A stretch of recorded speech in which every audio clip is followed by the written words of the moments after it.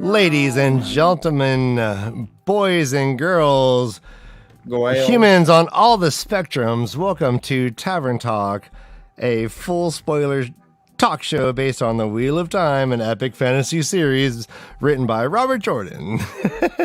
Brother Dan, no preference. How are you doing? I am giddy, Ryan. Really, my whole day, I've been skipping on clouds. I've been blowing dandelions and floating with their seeds. I want to say I'm besides myself, but I'm besides you. I'm besides you. Well, Ryan, I kind of am beside myself. Whoa, who's that? Who's that roadie? What just happened? Back out, buddy.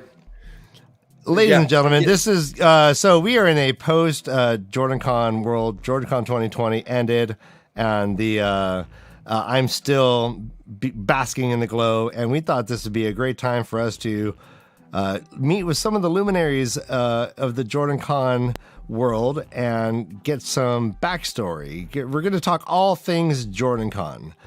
Con. Yeah. I kind of don't like con. There's a negative connotation to con. You're right there, connotation. Like, oh no, I love it. I always think of William Shatner going con.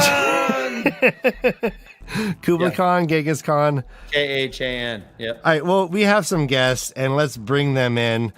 We have Kathy, Maria, and Thom from Dragonmount and et cetera. Where is this? Bring him in. Here it is.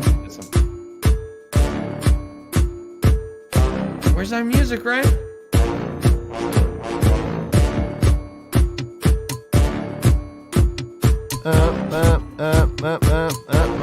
Oh yeah! It's another Tab Talk. We're gonna bring you on a walk through the world of JordanCon. I'm rapping. I'm starting to stress. I'm falling. Help me, Dan! I'm falling. Ah! God, I'm the worst at that. That was amazing. Maria, no one has an introduction like Maria. Let's all go. I can do Maria. Like in solidarity, sideways. Yeah. No one's gonna go sideways like Maria. It's all right. We're all good. Well, there it is. There she blows. There she blows. Ladies and gentlemen, can you believe it? Who knew Maria knew how to surge bind too? That's right. All right, well, and let's get into this. There's going to be spoilers, people. This is a full spoiler. Oh, I gotta go. Sorry. Right. Oh no. Yeah, Wait, you look right above Kathy. Spoilers for what? Are there books related to this? I'm so confused. Yeah. What do we? Yeah. Oh, we're here to talk about photography. This is we're going to do lighting and aperture 101. We're doing a perfect. I'm on. Let's go. We're doing a gardening book called Weed of Time, THYME, Nice. and we are distinguishing weeds from time. All right. Well, let's just let's confer as a group. How much spoilers do you think we can like control ourselves with? Like, do you in want the beginning? I think we're good, right? Oh, in the beginning for a little while, yeah. Oh, but, yeah. Once we start exploring season 2, I mean, we're going. Yeah, that's going to be a little bit. at least. That'll be harder for sure, especially because we're going to be talking about 2 and 3 and potentially like where the story is going to go. I would guess. So there's. Okay, yeah. So then let's say that then we're safe. Let's go spoiler free for this first half. Yeah. We're gonna talk general JordanCon, Wheel of Time, and if you feel like you might say something spoilery, maybe just preface it if you can. And guys, thank you for joining us. Kathy, can you please introduce yourself for us? I will do my best. So I am Kathy Campbell. I am known all over the internet as Mrs. Soup. Last name is Campbell. Mrs. Soup. Okay. So that's where you can find me on all of my social medias. Yeah. Andy Warhol is like following you around painting you. Pretty much, yeah. Don't I look it? I look exactly like his painting. He's your paparazzi, but, Yes. but on paint. I love it. I'm here for it. Stay still. I can't get her. He's like, slow down. So I in regards to JordanCon, I am the web services mistress. So I create the website, make all of those changes. I'm in charge of the memberships and tickets and sales and the shop and all of that. And then I also, at the event, I take a lot of the photos. This year, I actually took fewer photos than in the past. And I'd love to maybe have people guess how many photos I took this year, which might be fun. Ooh, okay. Let's get some little interaction. So start thinking about that. And then additionally, I am producer Kathy for Dragonmount. So I manage that one over there, Thom, for the YouTube channel, as well as Kitty and Ebony. And then I'm also one of the hosts on the Dragonmount podcast. And, all right, so if we want to get on your YouTube channel, you're the one to like suck her up to? And the podcast, Yeah. Right, I'm listening. I just do what she tells me to do. Yeah. Dan, back up. You look demented right now. I know. All right, guys. You So look like you've been wrapped like a mummy. I was You in had the a hard sickness time. for a good week, and You my have bigger face bags got on all your eyes than I wrinkled. do. I don't know what happened. Brother. I aged. It was like a bot. I felt like Rand in a bot. All right, we're not doing spoilers. Yeah. Hey. No spoilers. No spoilers. Hey, later on, I want to know the story about you being in the suitcase. How did it happen? How did you Okay, get thank out? you. Yeah, I will tell you about it. It's been quite the time. How do you lose your voice? Yeah, right, guys, well- deal with it. All right, so Kathy, thank you, Kathy Campbell. Kathy Campbell, thank you. Now my let's, friend. Tom, Me. Thom. how about you introduce yourself to your new audience, new best friends? Thom DeSimone. That's me. I always say at JordanCon, I'm proof that if you keep inserting yourself into enough situations, they'll just kind of adopt you and give you things to do. No, yeah. Okay. I mean, my wife and I went to the first JordanCon and knew 0 people. And today I'm co-host of the Dragonmount YouTube show. I have a character in the Wheel of Time books. Wait.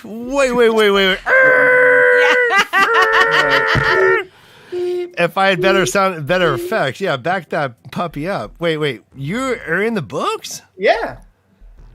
I mean, you're not. Are you Tom Maryland? No. I've been Tom Can with you Dave since I was like knuckle 4. that mustache? No. I my forum posting name on Tarvalon.net is Bayard. Okay. The character from BAYRD. Yeah, BAYRD. The character from A Okay. Memory of Light is That's a spoiler. that's a spoiler. I'm just. How dare you not? I'm sorry. Yeah.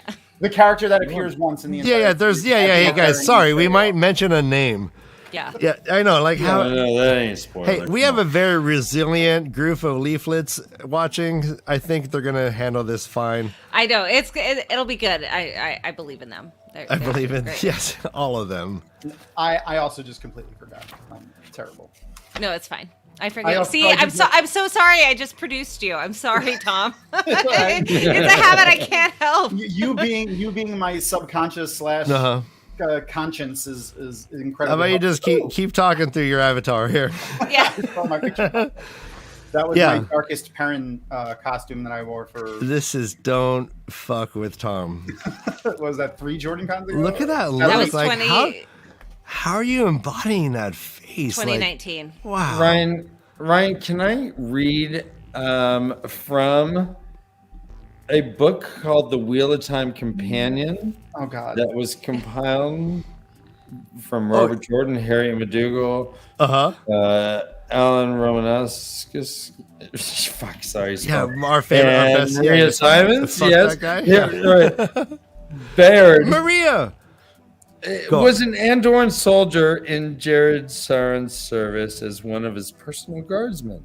His family had been stone workers, but his father became a butcher, and Bayard followed in his footsteps before becoming a soldier. Bayard's grandfather taught him stoneworking.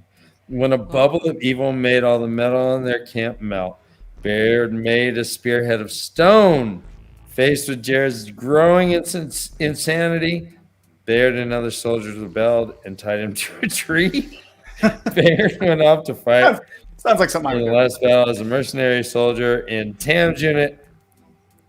Oh, shit. Bayard was killed in the last battle and eaten by a tree. They killed me. Maria, I'm convinced it was you. Maria. Maria's We muted. cannot hear you, Maria. Let's assess that. Right. This is your book, Maria. You did this to me. You did this to me. You killed me. All right, can we hear you? Let's work on that. Add a mic setting. Poor Maria. How dare you mute Maria? It's Maria. She deserves. Yeah, come on, tech monster. It's because everyone. Maria, maybe like bounce out and bounce. Oh, there you are. Ooh, look at that. That's even better. Maria, maybe you can jump out and jump back in. We could see her beautiful colored hair. I love her glasses too. Oh yeah. Oh yeah. Maria was outside with the No, smoking we can't section hear. with all the misfits. All right, we can't hear you, sweetheart. The mistress of the misfits. Yeah, bounce out if you can. Leave the room and then try to come back in, and maybe it'll just like reboot. Mm-hmm. We deal with tech issues all the time, guys. Yes. All right. Well, while this is We'll happening, figure it I'm going to jump in with my personal stuff because I forgot to say when my kid was born 13 years ago, we named them Avienda. Yes. I met my husband through tarvalon.net, and I Amazing. asked Robert Jordan the question that he answered for me to go yeah. have an affair with a German Shepherd. So Yeah. that's If you me. Google Wheel of Time German Shepherd, Wait, girl, Kathy Campbell's That's coming me. up. All right. Well, I think we broke these people, Tom. Yeah. yeah. So forget. all right. So Robert. Brother Dan, do we need to have a meeting? Yeah. Can we, Like, I'm trying to connect the what are we dots here, waiting Ryan. into? I'm like I'm so open-minded, Once I but heard I don't German know. Shepherd, I was. Where does bestiality fall on? Like, YouTube? Yeah. why has it got to be German? Why not British? Maria, say hello. Yeah? Yeah, Maria. Yeah, Can't hear you. Oh no, she can't hear us. Oh no. we can hear you fine. All right, there. Oh, there's an audio settings Hello? thing. Maria, we can hear you fine. Right. It's hard to read puppet lips. Yeah, We can hear that's you a good fine. We can hear you. That's Can you? can you hear us? I'm guessing not. That's the Yeah, issue. I'm guessing not either. Nope. So whoever can text Maria, let's let her know that in the settings there is a audio output and input, and she's got to just like set it to her. I got it. Yeah. Yeah. Let's. Thank you, Tom. We're not giving up on this. Nope. We're nope. not. No. We will No. conquer this little tech hiccup. And you guys are awesome for hanging out. But in the Yeah. Hey, They can Kathy, hear me. I can't hear them. Hey, Kathy, I can- you're, yes. as a web designer, Yes. what's another name for a It was tech reversed. hiccup? And every day. Every day life, like yeah. Normal, yeah. Okay. Yeah. Any sort of technology is always going to have hiccups. It's always going to be terrible. I hear you. All right, before we move on, everyone, we have a Patreon. If you want to support this kind of content, if you want to help us, up our- Conversations about yeah. technology. Yeah, let's help us. We'll send Maria some good internet. I sent her a text. We got there are tiers. We get All we right, give you- so guys, Uh-oh. JordanCon has a Wikipedia. It does. Oh, it does. So I did a little research. Uh-oh. Uh-oh. emphasis on The little. last time that was updated is really Emphasis on little. Yeah. Okay. Little. Like So Lil Wayne, he did a little It began research. in 2009. Yeah, little research. It began in 2009. What year did you guys first officially first attend the con? 2009. Okay. I was having a baby in 2009. But Congratulations. yeah, thank you. Yeah, well done. Yeah, You made it. Yeah, I did survive. You made it. But the first one. Oh no, we killed Brother Dan. Yeah. I'm okay. My first year was 2017. Oh, okay. So I didn't go until 2017, and that year I chose to. I attend the only panels I attended were the ones that I spent for about 2 minutes to take pictures, and then I left. Oh, so Yes. you came in I as came a in- photographer? Yes. You're- Maria Yeah, can't. we can hear Maria. Like She still Yeah. can't you're hear us. a She can't panel hear us. elitist. Let me Yes. text. Oh, A panelitist. yeah, text her to say in the settings through the output, there's the speakers. Yeah, Set it to- Yeah, I did. okay. Okay. Can you see? Ooh, are there notifications on mobile if you send it? Oh, yep, in the private chat that she is. Oh, there we Yeah. are. I really want this to work. I guys, got time. hold your horses. I want this We to got that. I could tell you a funny story about the first JordanCon. Please. Please. Maria, when she could hear us, will also confirm this because she was there, and I distinctly remember the look on her face when this happened. So, spoiler-ish.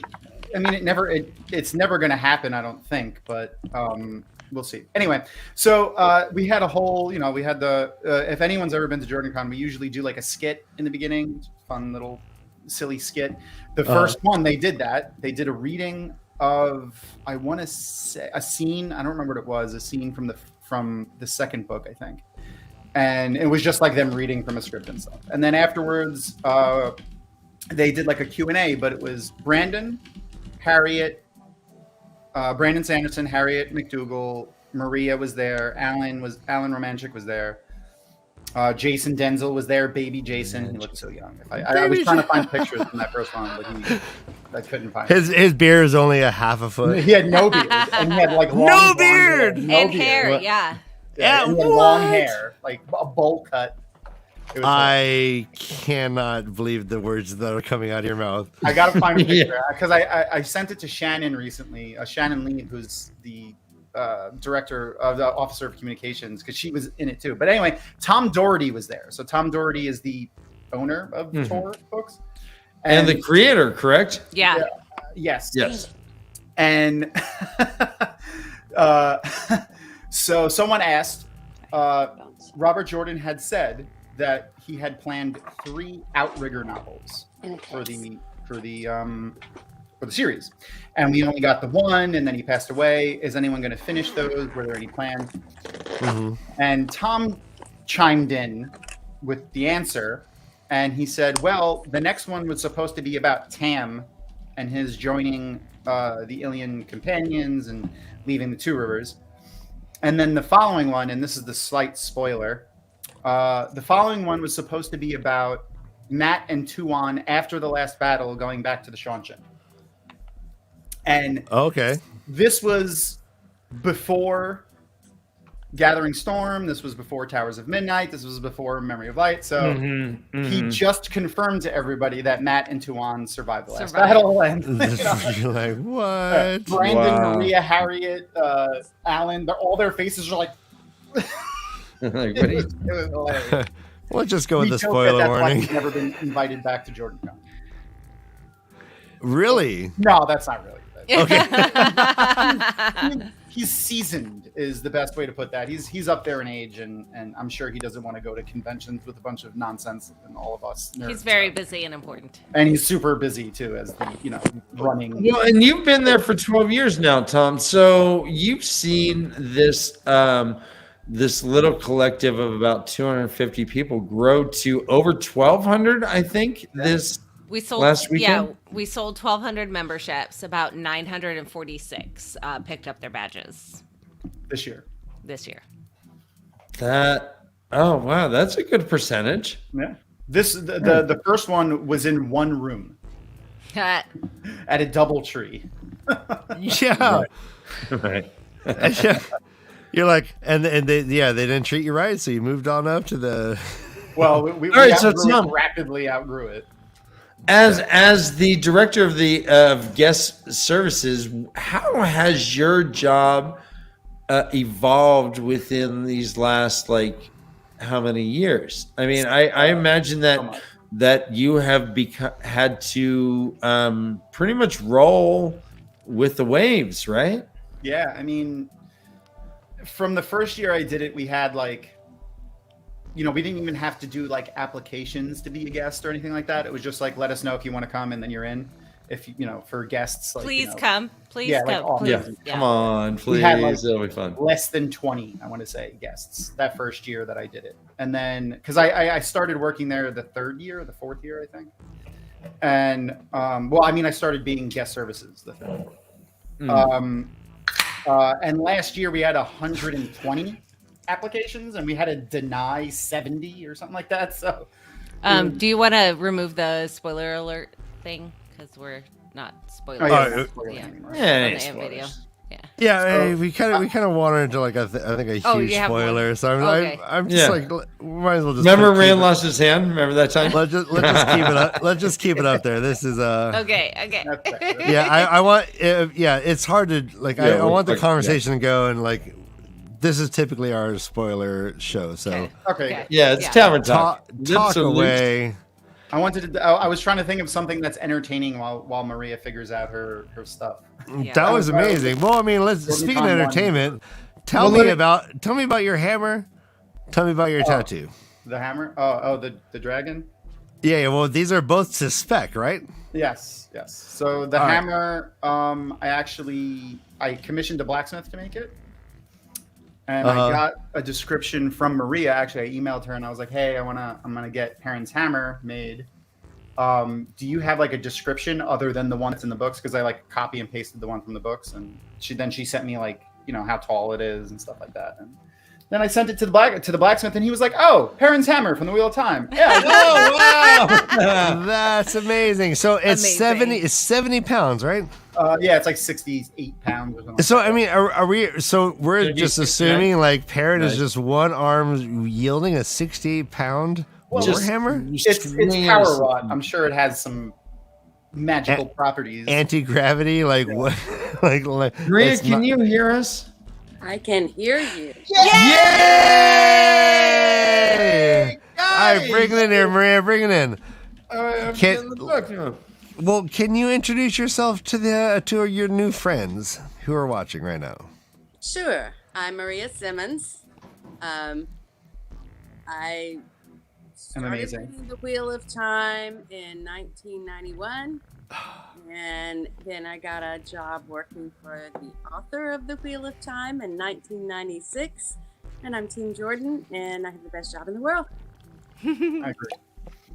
Yes, you do. That is so condensed. It is powdered. If you want to hear if you want to hear her talk about explaining how she got the job and the progress and how that started, stay tuned to the Dragonmount video that our friend Kitty had a chance to interview Maria at JordanCon on Dragonmount when it comes up. It should be up in the next couple weeks. How's that for a nice look at that? Wait, that was pro. That's really smooth, really smooth. But But we're gonna do our own interview. stick around to the I'm end of giving this Maria. I'm giving Maria an out if she doesn't want to talk about it again. Yeah, She's well, like, no, hey. I already talked about that. Yeah, she didn't know I was wearing Google glasses underneath my puppet head while I was interviewing Maria, so I recorded everything, and she has some dirt on all y'all. All right, so Maria, did you have any like arguments? I like where you guys were kind of yelling at each other. You and Robert Jordan. You and RJ. were yeah, like where you're just like, don't talk to me like that. No. Anything? All right. No, nothing like Great first question, Dan. Yeah. Was he a jerk? Was he a jerk? Can I talk? Sorry. Yeah. Okay, there was one time I went to work, and Jim, of course, is Robert Jordan, had our morning meeting. And I was having some issue. I have no idea what. And I was telling him, this is the problem, blah, blah, blah. And he said, well, Maria, you should this, and this. And I was like, well, I'm going to think about it. About 10 minutes later, he calls me from the bottom of the stairs, Maria.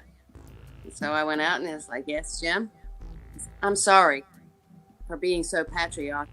You should do what you think you should do. That's So I mean, that's the kind Wow, of that's amazing. Yeah, that's great to hear. I love that so much.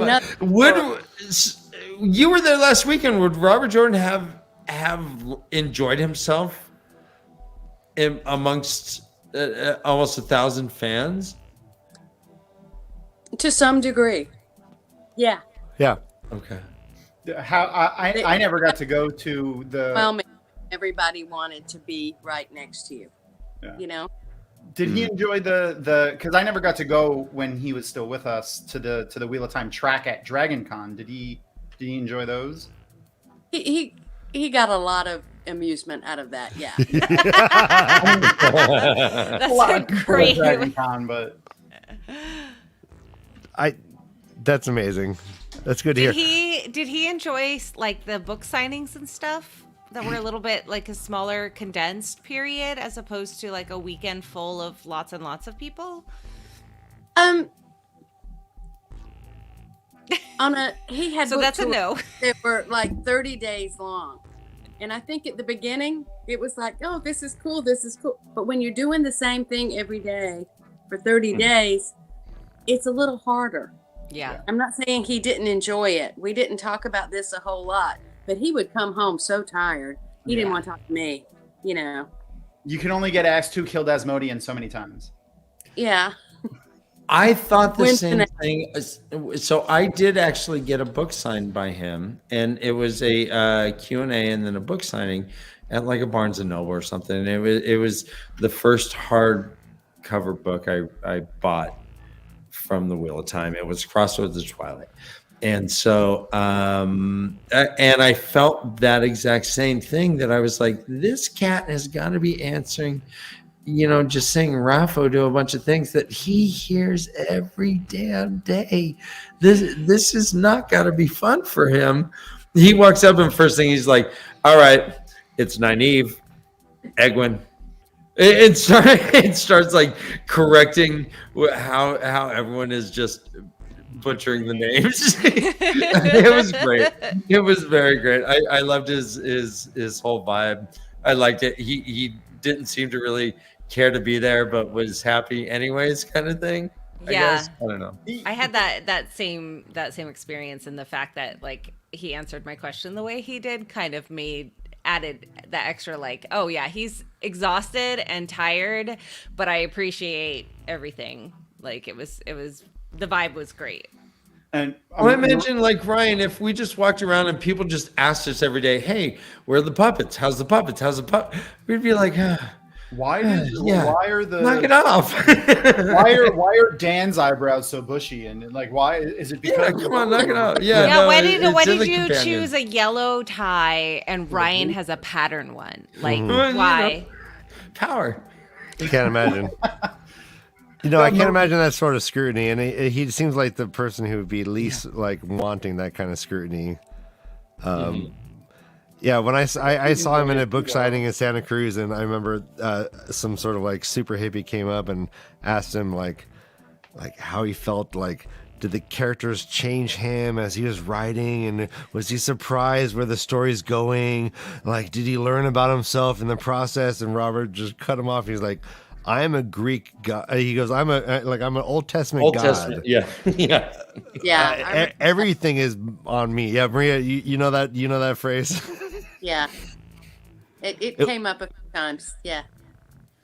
It was he did great. enjoy the fan communities, though, right? I mean, again, I wasn't around in the early days when he first adopted like Tarvalon.net and Dragonmount, but I remember Jason and you talking about it actually some time ago about how he enjoyed them while at the same time not wanting to be completely engrossed in them, but like he used Dragonmount as his official blog for a while, didn't he? Yeah.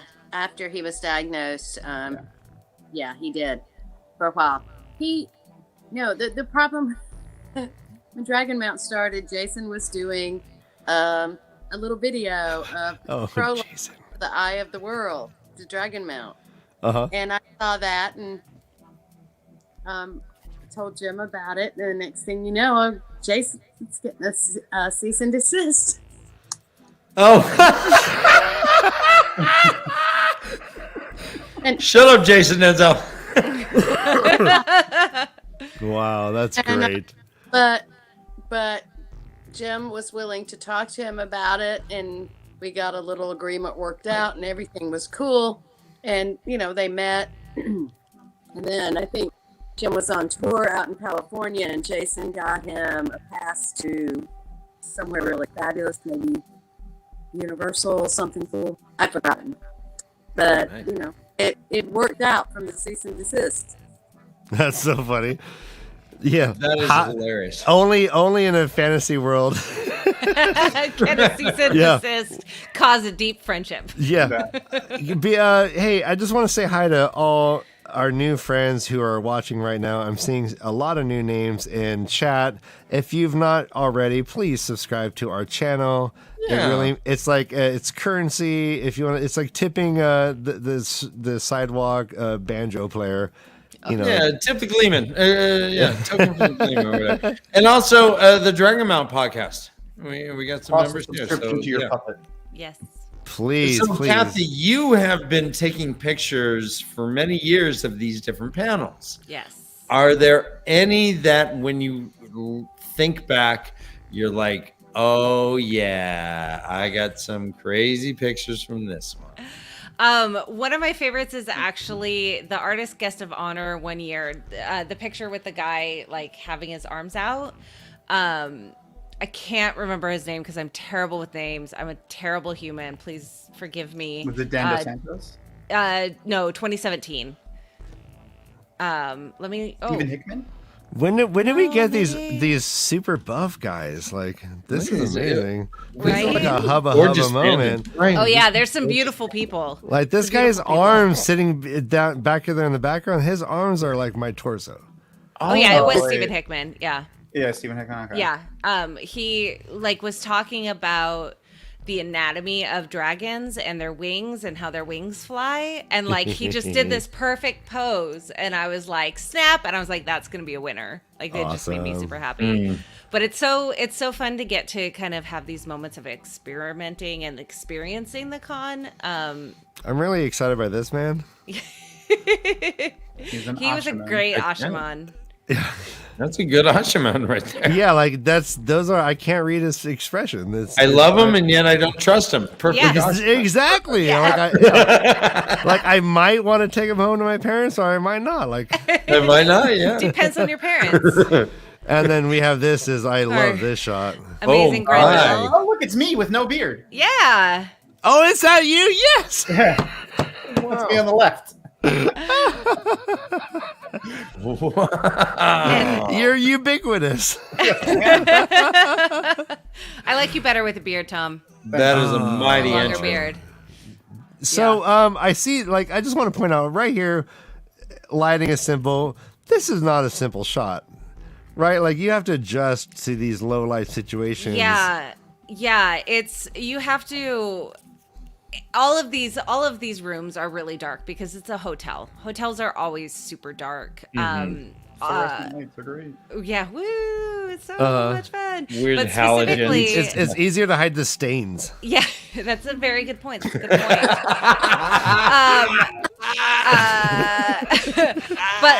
But for this in particular, Dan, I can never ever. Dan DeSantos. Hey. Too many S's. It's fine. But like he had this projection and he had this moment, and so I bumped my ISO super, super high. I had my aperture wide open, and I had a shutter speed not too low so that I didn't have to like have a tripod, but low enough that I could get as much light in there as possible. And then I bumped the hell out of it on Lightroom just to try and get as much as I could. Wow. And it was just such a beautiful moment too, because you're looking at all of his incredible art and still getting to see his happy face. He was such Yeah. a great panel. That's one of the ones that I actually sat through in 2019. Because it was just so interesting to hear him talk about his work and how he created it and all of it. And it was just, I love listening to the artists. That's great. It's great to hear you talk about. So, do you have any? Do you have photography efforts outside of JordanCon? I do. I've been a professional photographer for about 14 years. And now I pretty much specialize in dance photography. Excellent. So I do a lot of that. I can add LifeCondensed.com is my website, but like I photograph. My kid is at a local studio, and I do all of their photo sessions, including for the high school dance team. And a couple months ago, we did a chalk photo shoot. I don't know if you've ever. Oh, that was really cool. Yeah, let me open that up. You know, I'll do. Do a little share screen. Yeah. All right, so that is a light condensed. A life, A Life life condensed. Okay. condensed like the soup. You know, got it. Awesome, It all comes yeah. back to the soup. It all comes back to the Campbell. soup. Campbell. Campbell, right?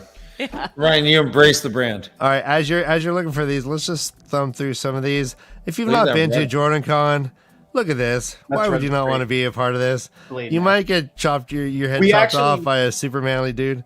We award Blade Master ribbons for whoever wins the Blade Master tournament. That competition is actually overseen by Blade Masters. And when Alan Romanchik goes, who is trained in the sword, he usually oversees as a Blade Master as well.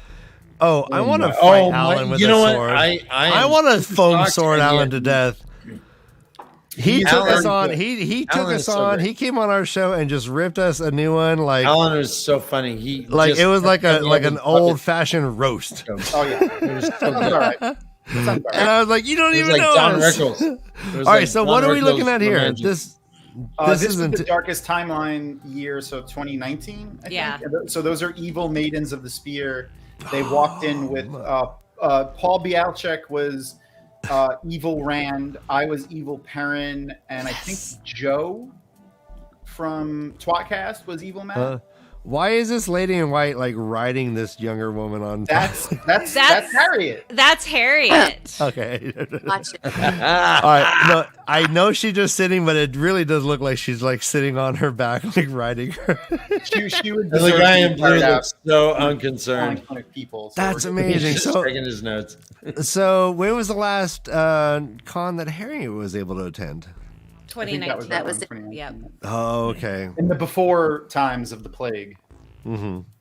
Before the darkest timeline really came into being. Yep. You're not wrong. So Maria, I have some questions from our friends who might be watching or will watch later.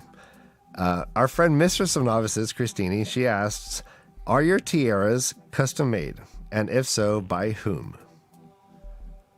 Okay, I have 3 tiaras. One I bought at Dillard's. Well, it was a Christmas present, but it was bought at Dillard's. And I have 2 that I crocheted myself. Nice. One that is silvery, and the other is my evil tiara, which is black and red. And I intend to do a brown one at some time to, since I'm brown Asha. Evil tiara? Some days I No. feel evil. No, that's amazing. So what did you imbibe in it? Did you like when you were Okay, see the creating black it? and Were you red like evil. frowning? Were you like? That was how she made it. Are you asking what her process was, Dan? Yeah. I'm wondering what makes. Are it you evil. are you method when you make your tiaras, Maria? Yeah. Do you become evil to make an evil tiara? I guess. Good question. It's just this is an evil tiara. I mean, I don't know. No, I love it. I love it. Okay. Yeah. Yeah. Feel free to not answer any or all of our questions. Yeah, just tell me to fuck off and I'm fine. Worry. Yeah, I dig it. All right. Also, Mrs. from Novices wants to know grits or polenta. To the whole panel. Grits or polenta. Yeah, we can open it up, but it was for Maria specifically. For some reason. To the whole panel, right? Grits. All right. Yeah. Good. Grits. Tom. Oh, I grits, saw- absolutely grits. Yeah. Okay. With butter. Yes. Okay. I can't answer because I've never had either. No. Hey. I love your honesty. Well, just, you know what? Just I'm gonna just say put polenta it- because if you can't imagine grits without butter, blah. Yeah. Polenta without butter, I could do. No, I could work I'm it. on, I can work I'm on it. Team Grits, Ryan. I lose. I'm Team in Grits Oregon. has So we sustained don't a have- good 8 states. All right, this is our friend Wattaholic Aussie wants to ask Maria. Again, here we're going in spoiler territory again. Let's put that sign back up. Spoiler territory. This is Where's it at? Oh, there it is. All right. All right. Did RJ have a prophecy for AOL in his notes somewhere? So he was clarifying, was Luce Theron following any prophecies? Thank you, Dan. Yeah. Oh, sorry. Okay, go on, Maria. Not that I know of. I mean, I'm not entirely clear on the question. So, like, when Luce Theron was sealing the bore, was he following prophecy in the way that Rand is following prophecy to get to his end game? Was Luce Theron following prophecy at that point also? I don't think so. Okay. Good. Yeah. Okay. Yeah. So he's kind of making it up as he goes. Yeah. And prophecy just kind of drips off him. Whatever he does. If you pay attention to like the end, like when he is actually doing the thing at the end with, I'm trying to remain without giving too many details. Like the thing that he thinks he should do, he figures out he shouldn't do in like the last minute. So he kind of changes his mind right at the end. Yes. Yeah. No, I love it. All right. Yeah. Well, I mean, so Ryan and I have this debate. Do you think he had a choice? Do you think he would ever choose not to?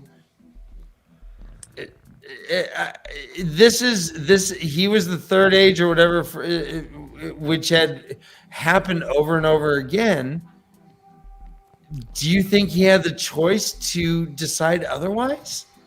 And I'll ask Maria too. Did Rand have free will at that moment, or was he doing what the dragon always does?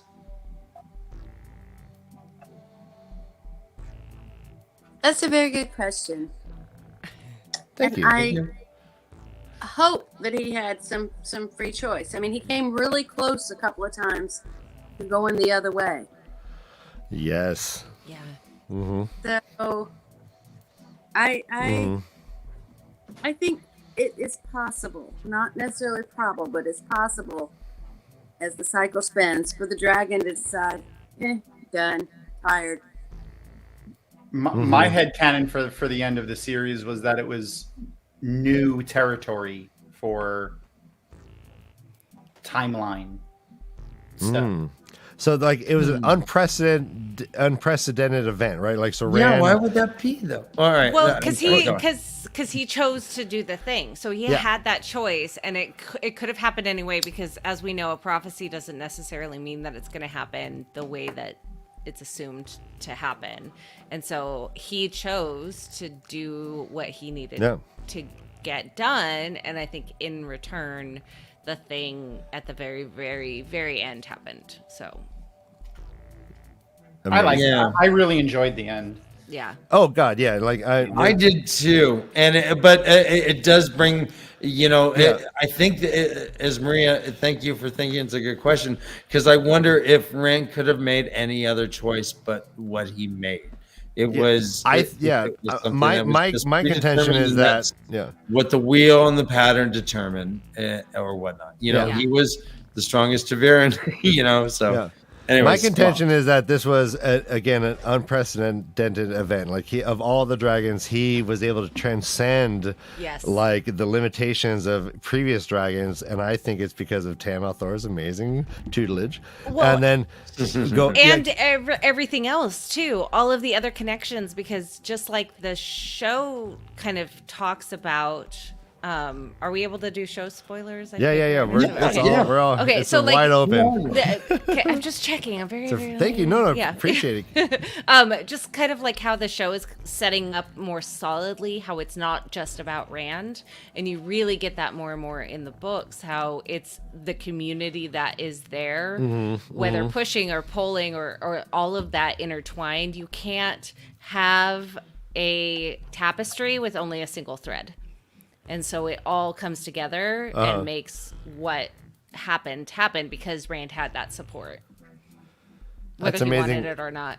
I've heard argument that this is just another turning of the wheel, and we just happen to read this story. Yeah, And I mean, that's Also possible. Yeah, that fits completely in too, because like now the Dark One's prison is sealed perfectly again, you know? Yeah. So like in however many thousands of years, it could come back around again during another Age of Legends where it gets drilled into the bore again. Yeah. I just think the unprecedented part is the idea of the dragon realizing that they have a choice whether to kill the Dark One. And Yes. but realizing that that's also bad. Yeah. Yeah. I think that was Yeah. the.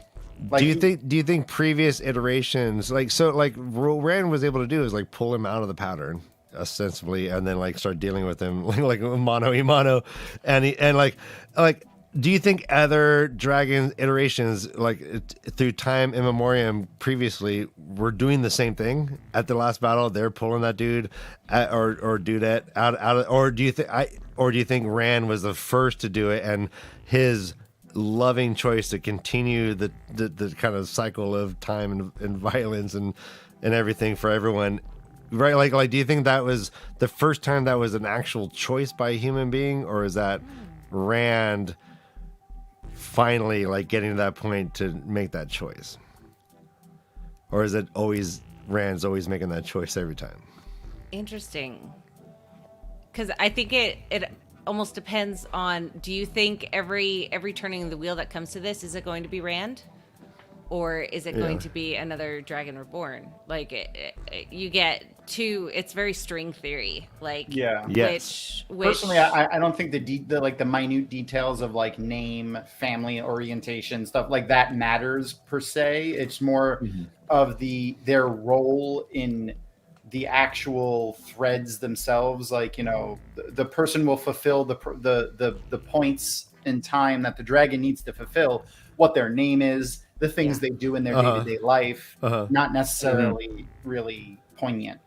Well, I do like to think that Lews Therin, there was some prophecy that he fulfilled, whether he was aware of it or not. Probably. Yeah. I like to think that this is a thing, that this is prophesized, and then the dragon comes and fulfills those prophecies. And it's pretty evident with Rand in the third. I mean, we have the Cormor, we have the Carcon, we Think about have it like this. The last person to prophesize a thing about the dragon most recently died when they read that prophecy, and it was just right. It was just him being born. Could you imagine the person getting the prophecy? It's born! Yeah.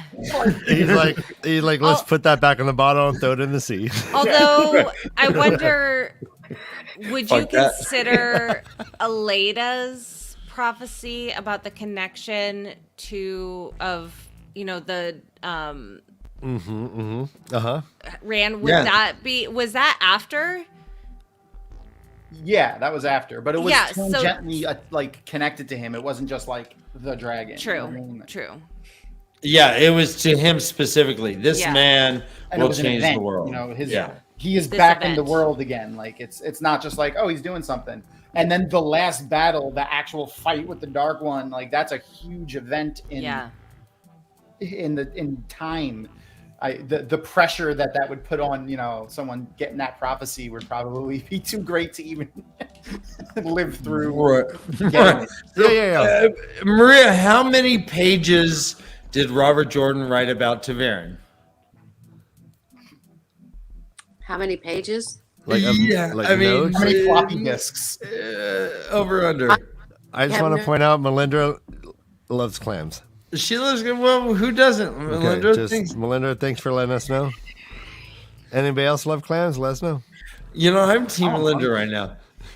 Although they are sea creatures, and Melinda should not have any idea what an ocean clam Melinda activated my ADHD, and now I'm hungry and I want clams. Thanks. All right, back to Maria. So there were how many boxes and how? So were you a part of gathering Jim's notes and stuff together after his passing? Yeah. Oh, yeah. And so, I mean, what was that process like? If you can, I guess. Utter chaos. Utter chaos. Great. I so, mean, like, so is there was, Robert like- Jordan like a very organized person, or is it like an organized chaos? It was organized chaos.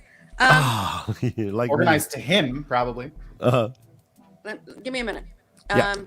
Matt, Yep. Take I was 5. working for him in 1996. In 1997, he's like, I want to ask you to do something. And I was like, okay. And he said, I need my notes organized. And I was like, okay, I can help with that. He said, I've got like 5 things of notes called Aes Sedai. I need them all put into one. I was like, okay. He's like, you're going to be spoiled. And I was like, okay. I love that he was concerned about you. Yes, Yeah, he's that's like, so cute. he's like organize and find out. So the first thing I did was search Aaron, but that's a whole nother story.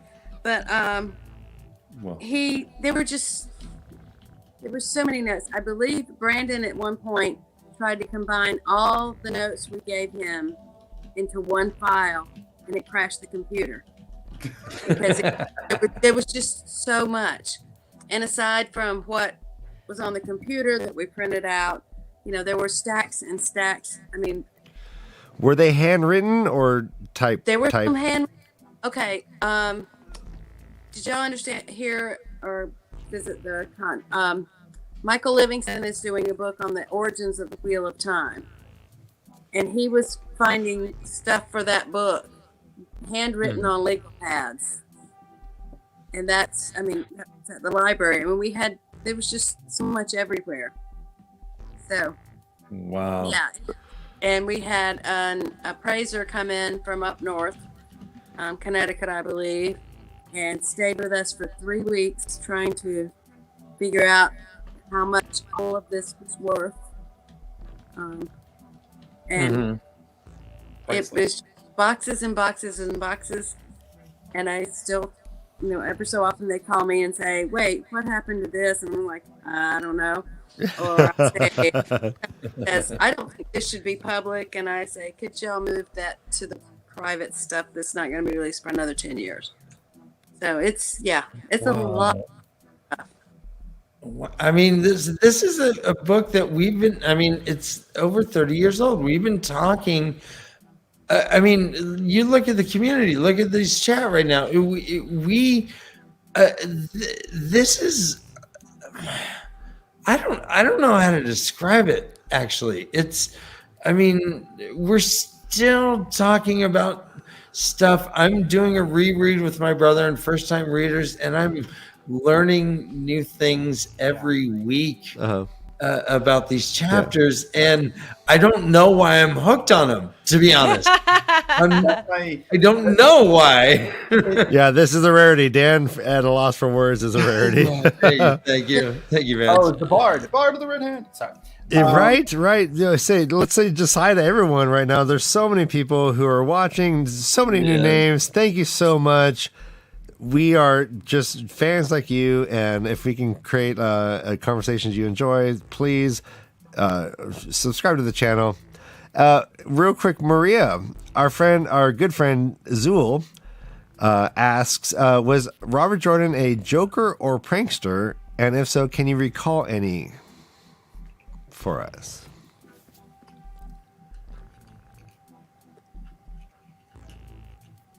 He was not really a prankster.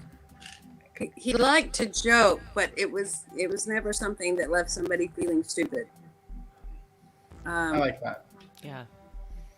He seems like he had a dry sense of humor. Am I reading that wrong? Oh no, he had a very dry sense of humor. I mean, Those are my favorite. Yeah. I'm trying to think of something, and it's just not quite coming to me. There was one time. Okay. It's all right. Well, we have another question. Her follow-up question, Dana Lou's follow-up question is like, what was your favorite thing about working with Jim?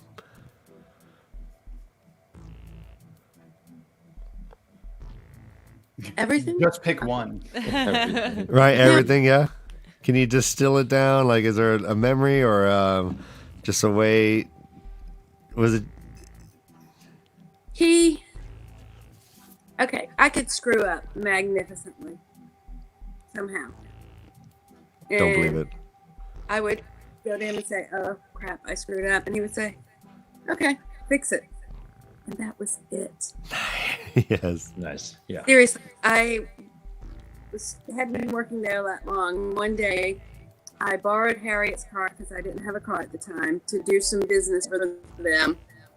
And as I was driving her car back in the driveway, a dog ran in front of me, and I scraped the entire side of her BMW against the side of the gate.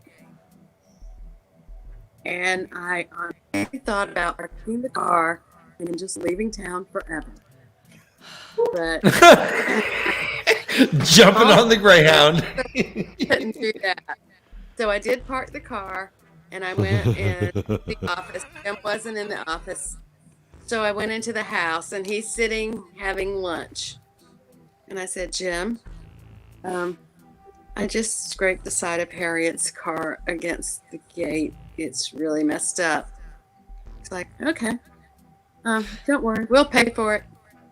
But you have to tell Harriet.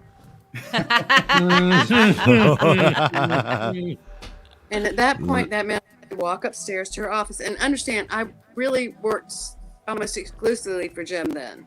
I didn't know Harriet that well at that time. So I didn't know what was going to happen. Oh my God. I can remember going up those stairs and thinking, oh God, oh God. And so I went into her office and she said, what's up? And I said, I just, a dog ran in front of me and I scraped your car against the side of the gate and it's a real mess. And she laughed and said, everybody does that sooner or later.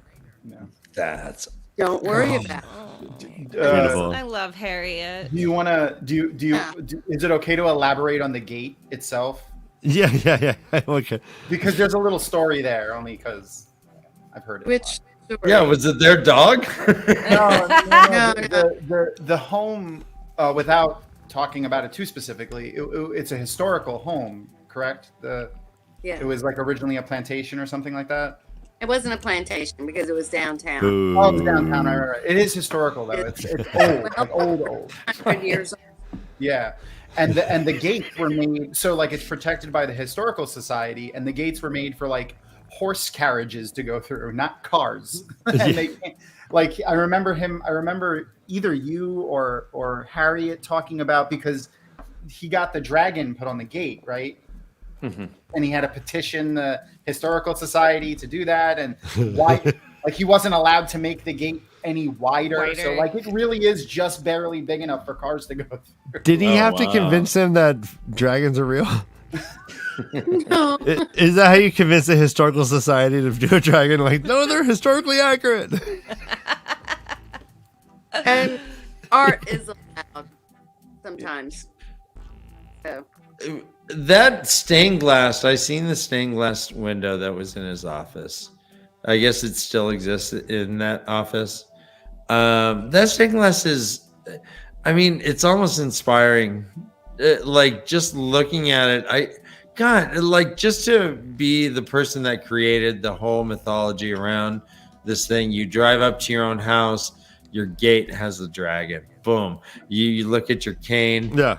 Forget about that. It's so Dan, imagine in 10 years we have a mansion, puppets, our two heads on, like adorning like gargoyles. Come on.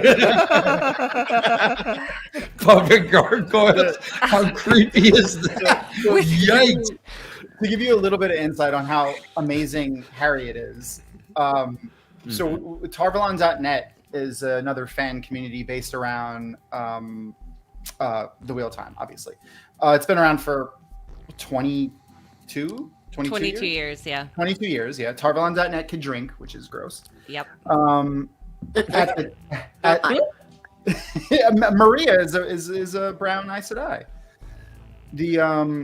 But we had our 10th anniversary in Charleston, in South Carolina, and Harriet, not knowing really like what the event was going to entail, when the Amerlin seat, who is also the CEO of Tarvalon.net, because Tarvalon is a please don't tell me you played Maiden's Kiss with Harriet. No, she invited all of us to come stay at her house, and we were like, Harriet, no.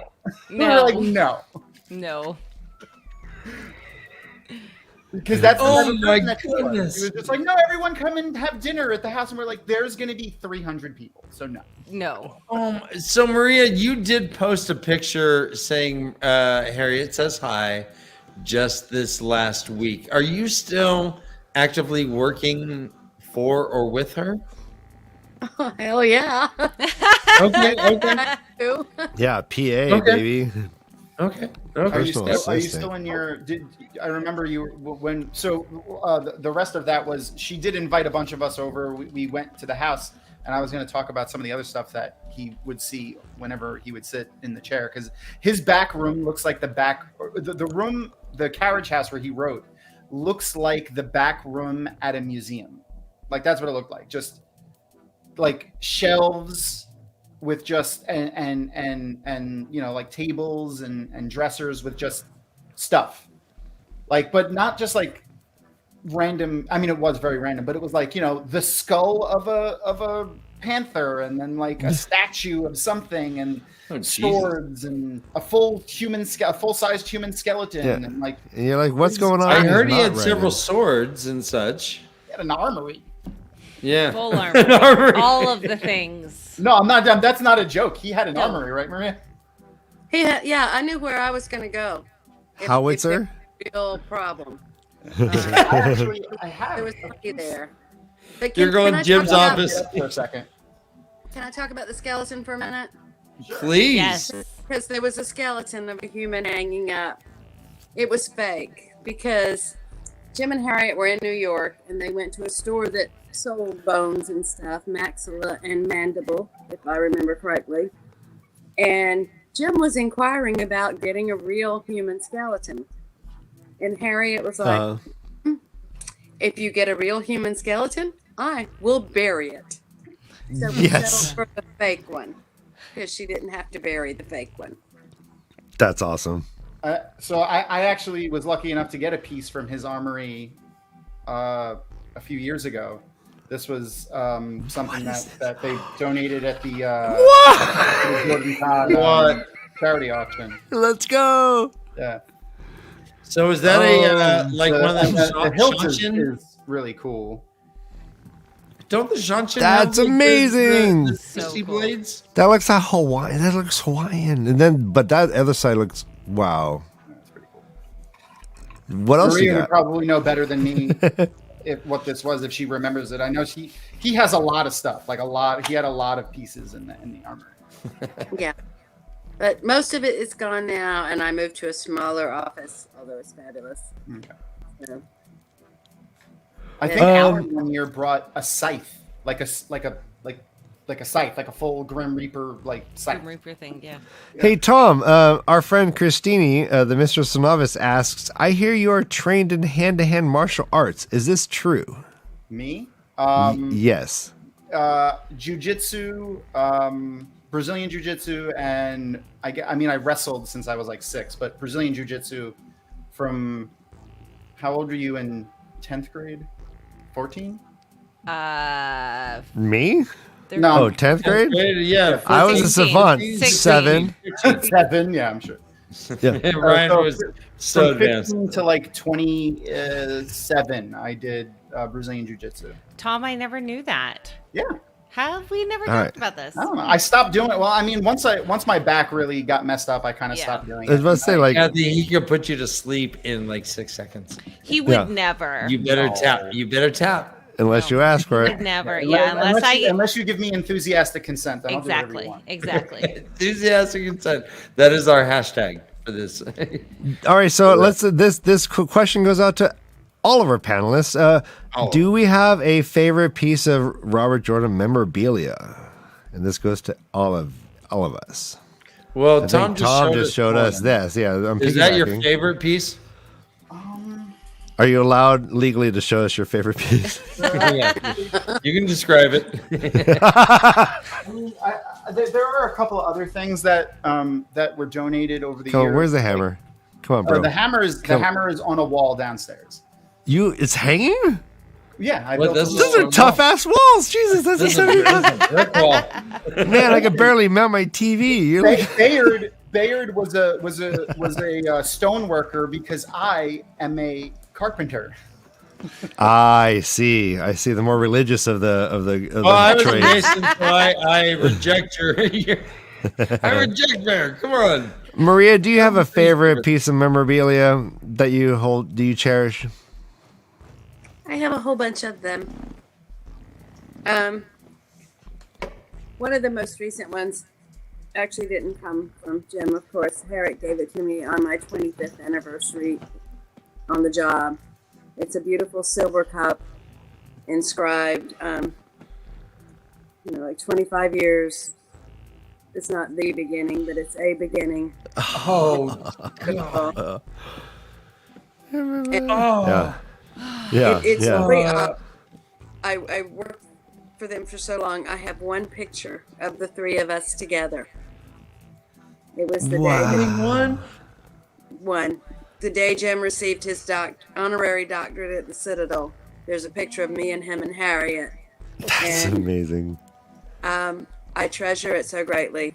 It's my Facebook thingy. What was the doctorate for? Do you remember? It was honorary. Yeah. An honorary doctorate of letters. Letters. It was also the same day that the first woman graduated from the Citadel. I have so many of them I can't even count. Letters. I got no honorary doctorates in animal husbandry, like home ec. I have several in home ec. So many. Maria, I'm looking for you on Facebook. I want to show everyone this picture. Maria. I texted you another picture from the Darkest Timeline convention. I'll pull up her thing and I'll send it to you. Let's do that. Yeah. Message me. Oh, ooh, look at these guys. They're sexy. I wish when I got my book signed, I could have gotten a selfie. That didn't exist. I think I had a pager. I am looking for. Yeah. Blackberry. It's baby Maria. What? It's not really baby. It's just you're so much younger in this picture. Oh yeah. Yeah. I was trying to find one of Jason from while we're finding these pictures, Maria, like you were like just the rock star that came outside of the convention hall to hang out with us derelicts. It was like seriously, Ryan and I and Casey Dice and I were like, Maria's right here. Yeah. I had a laugh. Yeah, no, we did too. No. And that's why I kind of walked up, and you had been on our show already, but I mean, we're puppets, so you had a great sweater on. Yeah. I mean, I was just like, I was so freaking. You were like my Brad Pitt. You were like my guys. Thank you. I don't know what to do right now. I'm not sure. One of my favorite things that I remember from JordanCon was someone was having like a conversation with Harriet in the lobby, and they were like, "I just met this lovely woman over there. I forgot to get her name." That was Harriet, and like Harriet, Robert Jordan's widow, and then they like plots. They like fell on the floor. They're like, I'm sorry, Harriet who? Yeah. It was actually Harriet and I on Twitter. It was a staff member. It might have been Patrick Mintz. When, Kathy, what is your wait, Maria, Maria, what's that, Maria? JordanCon 2, where it was our first year at the Crown Perimeter, and the restaurant was in a different place, and Harriet went in and ordered, and the waiter said, "Have you met the widow?" And Harriet said, "I am the widow." He got on his knees and bowed to her, and she thought it was great. Oh, amazing. Really cool. Oh, I'm so sorry. I'm not worthy. God. Have you met the bereaved? They Bill and Ted'd him. Oh my gosh. I'm not worthy. Ryan, I sent you the pictures in your thingy if you want to post them somewhere. I don't know how to do it. Unless you want to, I could screenshot. I don't know. Whatever you want to do. Yeah, so I could screen share. So I'm going to, I sent Thom to send to you, but I can restart my Chrome and come back and screen share to show. Whatever you're sending me, I will eventually get on. Don't worry about it. Okay. Yeah. So I have a couple. One is I was lucky enough as a volunteer in JordanCon in previous years, there would be, for every hour that you worked, you got a little ticket that you could then put in a thing that you would get like a prize. And I think 2019, there was maybe 2 dozen or 3 dozen pieces from Robert Jordan's his stuff. And I got a set of 3 little gold bowls from his estate that they're so pretty, and they make me think of him and the community and everything. Then the photo that I sent is the photo from the group of Tarvalon that was at the book signing, where Robert Jordan told me to go have an affair with a man, woman, or German Shepherd. Oh, so that's very meaningful. All right. So what prompted that? Were you like, hey, do you know where the 7-Eleven is? And he's like, hey, no. You know, you need to have an affair with. I asked if you opened a gateway that had the exit behind you, could you bail fire yourself? Ooh. And he turned to me and he goes, young lady, you need to get laid. Basically, you need to get a life. Was crazy. Ultimately, and that leave me alone. The best moment in my life. That's my favorite Jordan story ever. It's the best, and it's so funny because go have an affair. I then. I was lucky enough to be a storm leader, so when the Gathering Storm came out, there were volunteers to help at the book signing, so I got to have dinner with Brandon Sanderson, and I asked him the same question, and I got the very first Raffo card, because he had just received them at his Seattle hotel, and got the actual card that said RAFO. And then when the Memory of Light came out, I was at the book signing, and he was like, it's in this book. You can the answer's in that book. So nice. It was nice. Really? Wow. And then the third special moment is the name Avienda, because that's what I named my kid. And so even though they no longer go by that name, it's still super meaningful that piece of my life is in existence. Nice. My favorite Robert Jordan signing story culminated after a 12-year epic. And Maria, you were actually, it was 2019. You were sitting at the table when we had dinner, the Thursday night dinner. You and Harriet were there. It had came up because Brent Weeks was the guest of honor that year, and he was asking me questions about his signing, and he jokingly said "Oh, you guys have security in case anyone tries to kill me, right?" And then then they were talking. I think him and Harriet were exchanging odd signing stories that had happened, and I was like, Harriet, I need to tell you this because it's hilarious. And I told her this story. It was basically, we went to the Knife of Dreams signing, and my cousin was in line in front of me to get his book signed. And when he handed him the book, he told Robert Jordan, he said, it's like having Jesus sign a first edition copy of the Bible. No. Yeah. See? I'm sure you love that. I'm sure he adored that. He was signing it, and he went and then he finished signing it, and he closed it, and he slid it back across the table, and he just went, I write a book, son. I write a book. And I write a book. Yeah, but my favorite part about that was when I told, first of all, for people that have never heard Harriet speak, her voice is amazing. Yes. She's the best voice in the world. So good. She's like a really proper, Southern belle. Amazing diction. Yeah, like it's very unique and awesome. Anyway, when I told, that's the one that that's yeah. Oh, well. Baby, forever ago. Yeah. Absolutely forever ago. right behind him. Yep, I'm right above him in the white Tarvalon shirt. Oh, look at that. Kathy. Baby. And Ben. Are you there, Tom? I'm not seeing No. any beard. No, Tom. Okay. I was not even a member of Tarvalon.net at this point. Awesome. Anyway, so I Maria. told Harriet that story, and Harriet went, "Oh," and I'm like, "Oh," and she goes, "Well, sometimes when we would have dinner parties, Jim would regale our guests with stories from signings, and that one made it to the table. Wow. Yeah. I immediately I was like, Wow. oh, that's funny. And then afterwards, I called my cousin. I was like, you freaking huge dork.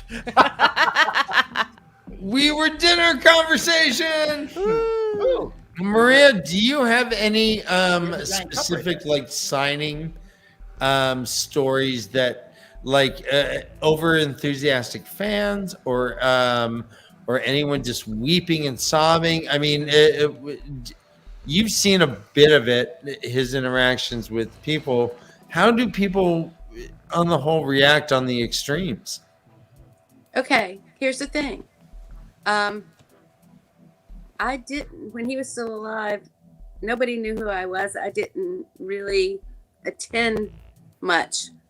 There was one time he was signing at the local Books a Million, and I decided I was going to go see Jim. And I had my child in a little buggy, and we went wheeling into the Books a Million, and there was a line, and there was a guy sitting there, and it was Jim, but it was like, no, wait, that's not you, Robert Jim. Jordan. Yeah. And I wheeled back out and went home because it was so weird. Wow. Wow. Oh, I can see that. I think New Spring came out on my birthday, the year it came out, and I didn't go to that signing. But I just kind of sneaked up behind him and said, "Hey, Jim," and he's like, "How you doing?" And that I didn't really see the signings. I wasn't there. Oh, okay. I have two questions for Maria. One was, what's that cup that she was holding? Yeah. Yes. That is What are my we talking about here? me. For Maria with love, there are neither beginnings nor endings to the turning of the wheel of time. But 25 years is a beginning. Oh, that's so Wow. That is poetically so written. sweet. Man. It's so almost good. like he was an author. Like Yeah. he really should write more. Yeah, he had a way with Yeah. words. He should have looked into, using that. Yeah. Yeah, that guy has a future. My other question was, so for New Spring, was that book, did he have to, did he just kind of go back into his notes and pull together stuff that was already created when he wrote that?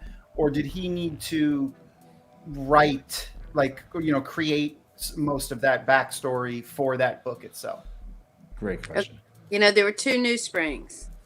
There's What? a novella that was in the Legends anthology, much shorter. And then there's New Spring, the novel. And then there's New Spring, the graphic novel, but that's not really changed. A lot of it was already, the skeleton was there. He just kind of had to fill it out, exactly who was bad and who was good and how they were going to interact. Uh-huh. All right, so Maria, can we ask you? So Tam knows quite a bit about the prophecies of the dragon. In fact, Brand says, "Tim, you tell this story because you know it better," and he tells this stuff. And his son is the dragon. Is this a Raffo or is this? I mean, does Tam actually have some cognizance that his son may be part of this prophecy? I don't think so. Oh, okay. Because the way that we see it, he took him to an isolated place that not even Andor knows. They are xenophobic. They do not like strangers. They chase everyone away. They don't even like Terran fairy folk, and they're just right up the road. He never took a wife. To be fair, no one likes him. Yeah. No one likes Tam was a player. I mean, he was They all wanted him. But he never took a wife. What's that, Maria? Did he suspect something was wrong, or did he just want, oh, I got this kid. What if somebody comes to claim him? I'm going to take him somewhere where Harry and I can take from him. Well, wasn't he from Emmons Field though? Yeah. So why would he not Done. take him home? Yeah, he Yeah. ran away, got himself a wife and a baby and came home.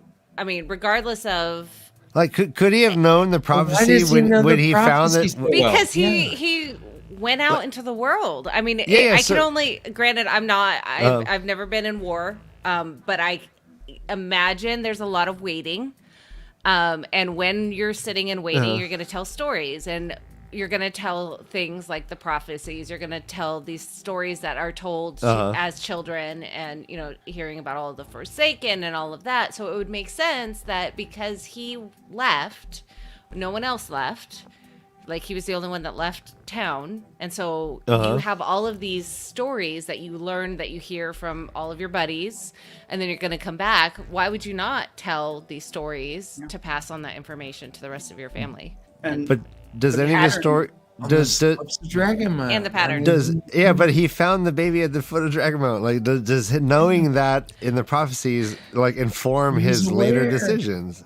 The prophecy of him being reborn on the slopes of Dragonmount wasn't a It's not prophecy. that was the vision. Okay, It wasn't part of the Catharian cycle. Okay, good point. All right. Good point. Yeah, I hear you. Or Maria. Born of a maiden. Yeah. I mean, it's very obscured from, the general stuff. Yeah. It is the stretch, but Ryan and I are still kind of pushing that. Well, it's the pattern. I'm on Tam new. Yeah, it's Tam new. Hashtag Tam new. I'm gonna say hardcore say no. He didn't knew. No, that's my answer. Because that prophecy was given by. Oh, sorry. Wait, go on, Maria. Start over. If he had known what his son could be, he would have brought out that sword sooner, not just when it was. Yeah, and he would have taught him and trained him in that. All right, so he taught him the void. He the did flame teach him of the about void. The one thing that lets him. That's how you channel. But that's also how you shoot arrows. And that's how you. I love Dan Lou. Hashtag Tam did not. Yes, Dan Lou. Yes. Dan Lou's the best. It's almost like the pattern wove an intricate web to make sure that the groundwork for things that Rand may need to know in his life was there. Yep. All right, so let's talk about that. So I've often wondered about like coincidences, these long-term coincidences, like Tam leaving Evansfield to quote unquote, as I think the companion says, seek adventure. Seek adventure. He just wants to seek adventure. And he comes back with the Dragon Reborn, a hairmark blade, and knows all the prophecies of the dragon. Does he know all of them though? I mean, he See, no. Maria says no. He doesn't know. You're right. That's hyperbolic of myself. Thank you. But I mean, that does happen. Like, yeah, he does. Maria. So my question. Leaves. No, I can't. My question's way long. Right. I'm just building the groundwork, bro. All right, so your questions are 2 minutes long. All right, so it's either that my postulation is either that Tam knew, or that the decision to leave Evansfield was some sort of Tavern pull. Absolutely. That was leading Tam to the slopes of Dragonmount. He needed to be there. And again, same with Loyal. And Loyal leaves the steading like 3 years earlier or something that happens to find himself. Right? Yeah. So I absolutely think that I'm sorry. You go ahead, Maria. The wheel weaves as the wheel wheels. we're trying to figure that out though. Is that You can't figure it out. You're not the creator. Well, I mean, is it that everyone is like in a predetermined life and only Tavern are making free will choices? No. And here's my headcanon. Maria, you tell me what you think about this. Basically, the Dark One is trying to corrupt and break the wheel. And when the pattern and the wheel need to protect itself or correct something, it starts to influence events to where it so it can direct it back to homeostasis. Tavern. When you say influencing events, is that like making people make choices? No, like individually taking someone and say, hey, you need to do this, and they make choices around that. I think it's more like poking them in the direction where they think they're going to go, and then and aiming, and then the things that happen along the way are, like I said, the minute details are kind of irrelevant as long as they make it to the points that the pattern wants them to get to. That's always been my feeling on it. I mean, because there's so many little details that are completely irrelevant to what's like the nature of Tavern and the pattern and where things need to get to. It's just, you mean like book 7 through? No, just kidding. Well, yeah, and it really like it bummed me out that Robert Jordan had like said no, Egwin's not Tavern, Nynaeve's not Tavern. It's only these 3 boys are Tavern in this situation. Yeah, because there seems like there's so many Tavern pulls. Yeah, that occur. Even where like Bail Dome is like, oh, I do be not knowing why I said doobie so much. Right? Fucking doobie. Yeah. Did someone ask if Tuan was Tavern at one point because he was making decisions around her? So actually, I have a question for Maria for that then. Love it. The way I understood it how Tavern work, and correct me if I'm wrong, is being a Tavern. It can come on or go off like during your lifetime. You're not born a Tavern and die a Tavern. You are a Tavern when the pattern wants you to be a Tavern, and then no longer a Tavern. Yeah. So like you could literally be at like, if the pattern goes, okay, the person who is in this situation is irrelevant, completely irrelevant, whoever the person is. But I need someone in this room at this time to be a Tavern so that this thing happens. It could have made Egwene a Tavern for an hour and then shut it back off. Like. Okay. Yep. Yeah. So that always been my feeling on the entire. Because that makes sense. Because he's very specific about like it's only when the pattern needs you to be a Tavern. Yeah. Although it seems like our boys, the threesome. Well, they're the strongest. Always Tavern, yeah. Well, let me ask Maria: are there notes? Was Ran Tavern in utero? Did he pull Tam to the slopes of Dragonmount? No clue. Okay. What are your thoughts on that? Regardless of what Jim would have said, what do you think, Rafa? Certainly possible. I mean, I can talk about the TV thing. The whole thing in the TV series with Shael giving birth and fighting and everything. I'm glad somebody showed up to take the baby. Yeah. Yeah. My headcanon is like Tam bested her in battle. Oh, jeez. Took her baby? Yeah. Wow. Ryan, you're weird. Right. I mean, it's warfare. Come on. Let's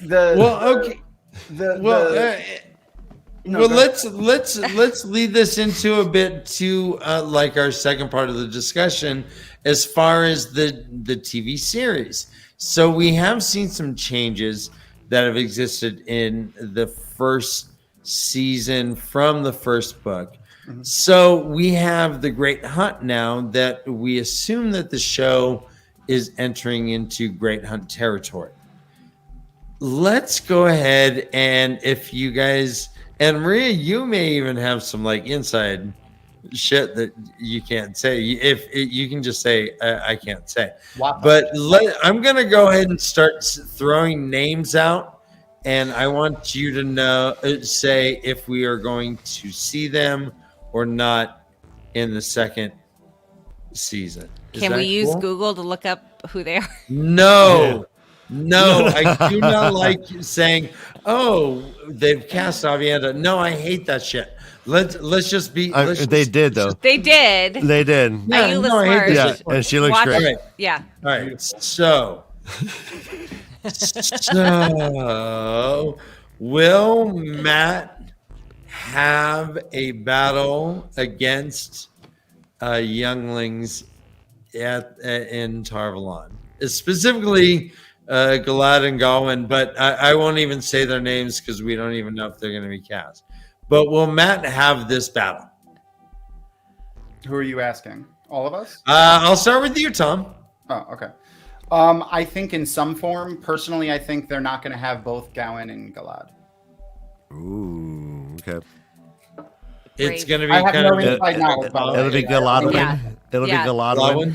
Galadwin. Yeah, let's state for the record, as members of the media with connections to Dragonmount, which has connections to Amazon, we are not currently paid by Amazon or provided with additional information at extreme moments, except for when I have a badge that says paid Amazon shill. I know I need one of those. I need unpaid Amazon. Yeah. Still is the Yeah, one. no, yeah. So- Give me where's the money? I've been shilling for years.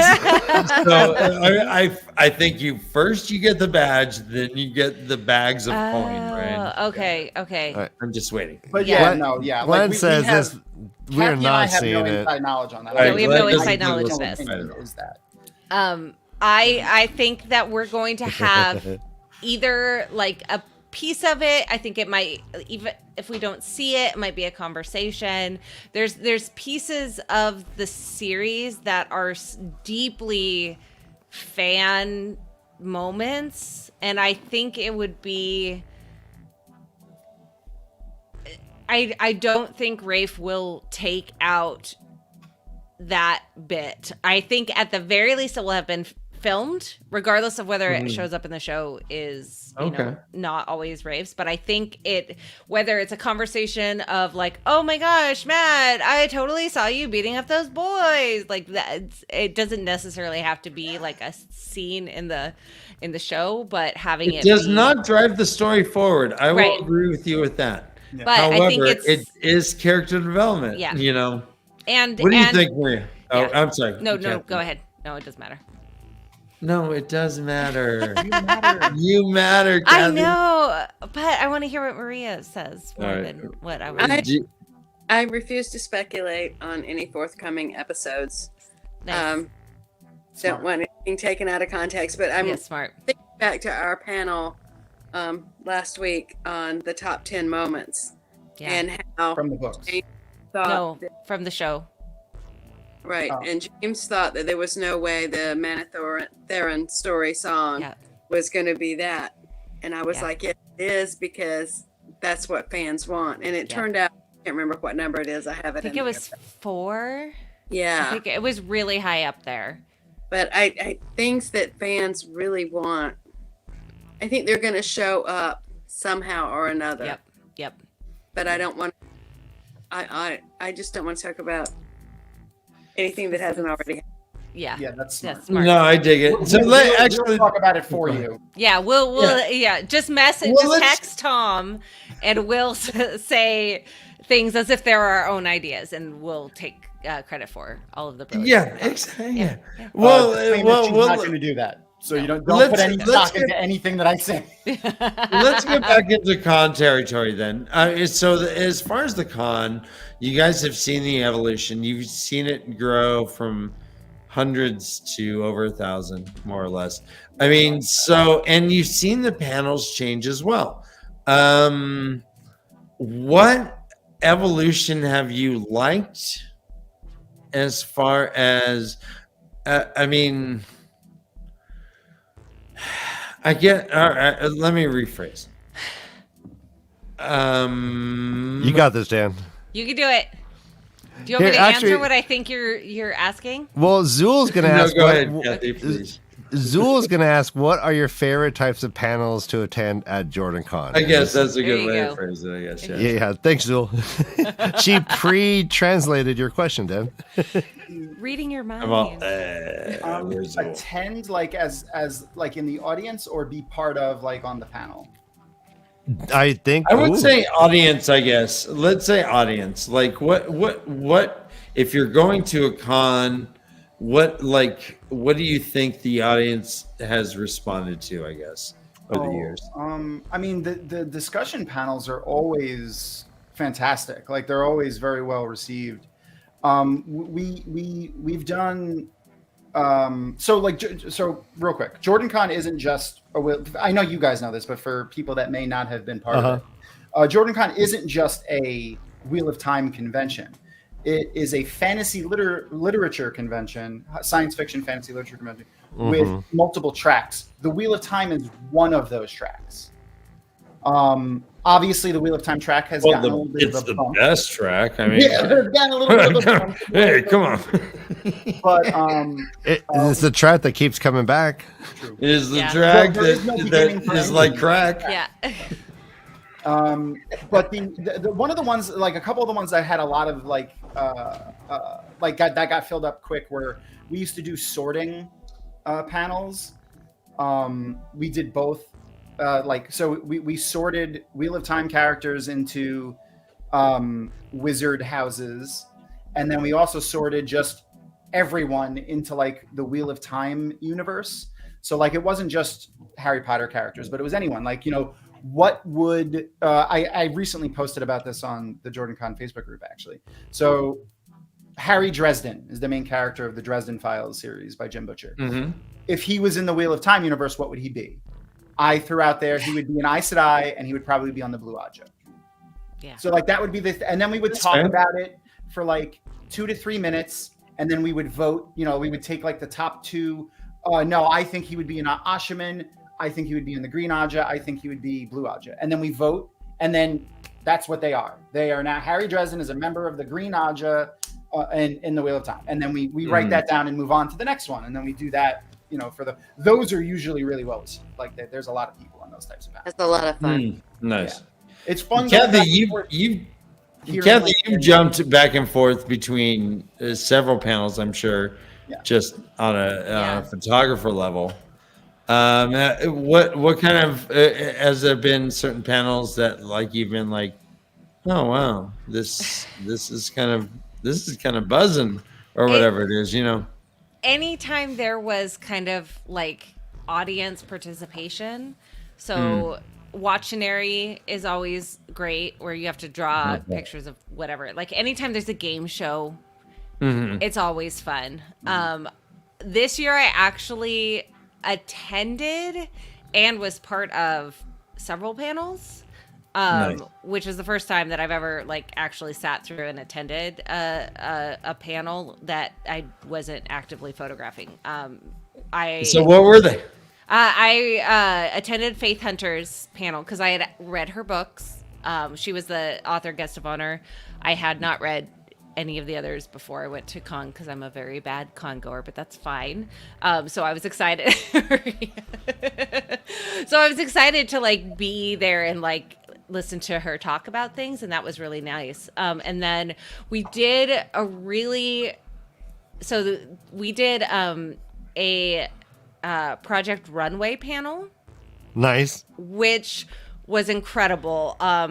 Kitty and Alina, who congoers may know, they always have fantastic costumes all weekend, and there's always one that is dressed as My Little Pony characters in some sort of theme. If you know, you know. So they were judges for Project Runway, and then I was kind of their Shanshan like speaker. So like they would whisper in my ear, and I would like talk to judges. But there were 4 teams, and they each had a pile of like fabric and ribbons and glue and tape and things, and they had they had 45 minutes to make an Aes Sedai costume. Oh, that's awesome! It was incredible. That one. It was absolutely just like mind blowing. It was so cool. You were there, Maria? I wish. Yeah. Oh. I'm hoping that they'll do it again next year and it'll get a little bit more publicity because it was just I want to make one. Yeah, right? You'd be great. You'd be so good. I have a picture of Kitty and Alina. I'll send it to Ryan. Yes, do that. And then being on the panel with Maria, where we got to over the last couple months, we did the Wheel of Time track did voting for the top 10 best scenes from season 1 of the Wheel of Time, and then we had to sort them to see which ones were the most popular, and that was so much fun to get to. Well, not it's blood just snow and everything else behind the blood snow, right? yeah, Right, yeah. no, you're I mean, come on. that was number 1 was Shail. Ninja IO, come on. Yeah, Come yeah, on. yeah, it was great. No brainer. I love But it. I bet you, so I'm was guessing Blood Snow, Nynaeve going Super Saiyan was number 2.